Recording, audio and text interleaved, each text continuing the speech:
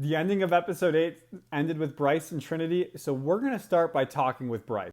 Well, I think I might know why Bryce is 29 and single after this episode.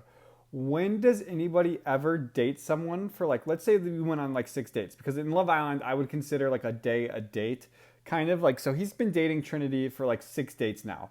His idea is, I need to now go talk to Kata, the girl that rejected me while we were in the same bed while she was making out with Zach, told me like, oh, no, no, no, you stay over there. He now wants to go have a conversation with her and have her chat and tell her all the feelings he has for nothing to really work out. Like, well, how does that make sense? He was saying like, what happened last night where he just dressed up in all black and he's like, I need to have a chat with Kata. How does that make any sense? Like, he's like, yeah, I need to explore that connection to know if I really like Trinity. How does that ever make sense? Who is in this person's ear? Why does this happen all the time on Love Island? I think I know why, but somebody is whispering into this man's ear and he believed it. When is it ever a good idea? Like, imagine me now going like, oh yeah, I really like my connection. I love my connection with Taylor. Let me go explore another connection to make sure I really like Taylor. That gets you absolutely nowhere in life. Like that, I'm sorry, Bryce and Trinity. I was rooting for them even in my last video.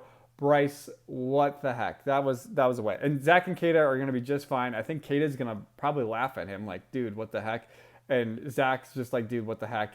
Bryce is the only one that thinks this is a good idea. He like dressed up in all black. He was, I don't know, but I did like the ending of, like, it was cinematography, like with Trinity walking one way and Bryce walking the other way. It's cinematography for the producers. But Bryce, what are you doing, man? Okay, enough about Bryce and Trinity, Zach and Kata. Let's go on to the rest of them. I've pretty much seen all I need to see from Gabriel this season. He can go home whenever because I don't think he's finding love on this Love Island season. He's definitely just going to find good times, which is fine. But yeah, I've had enough of him just like with Beatrice. Like, Beatrice is don't make me look stupid. This dude goes makes out with the 2 new bombshells like the first day after being with Beatrice for like 3 days before that. Like, there's a respectful way about going around the villa. I'm sorry, but he's not going around respectfully. So I think, yeah, whenever it's his time, it's his time. Because, like, what is he going to do? Like, the first day of Casa, he's going to make out with every girl. I know this is hardcore Bergie right now, you guys. I'm really worried for Beatrice just because I do think she's probably going to be going home because I think Gabriel's coupling up with Jen, Sincere's coupling up with Soul, and there's one other couple, but I think Beatrice is going to be left single. Same with Melanie and probably Corbin. Oh yeah, it was Kenzie and Caleb. But yeah, I think Corbin, and I think they're going to keep Corbin for Melanie, and Beatrice is going to be left single and dumped from the island. That is my prediction for tonight, and I'm so sorry to see Beatrice go. Nia and Casey are good. I'm still loving their connection. I think I have no problems with them. I think they're smooth sailing until Casa. I think we do have one more set of bombshells before Casa Amor, but I don't know if we have any. I'm trying to remember. Yeah, we do. I think we have one more elimination after this one. But yeah, I think Casey and I are going to make it to Casa, and then we'll see what happens in Casa and like everything in between now and Casa. But Casey and I are good. I'm going to say exactly what I said yesterday. I know Kenzie and Caleb are probably coupling up, but I want Caleb to do something more exciting. Right now, he came in, he bombshelled for Kenzie's and Corbin's relationship, but like that's not really exciting. I want to see more from Caleb because, you know, people were comparing him to Rob from season 6.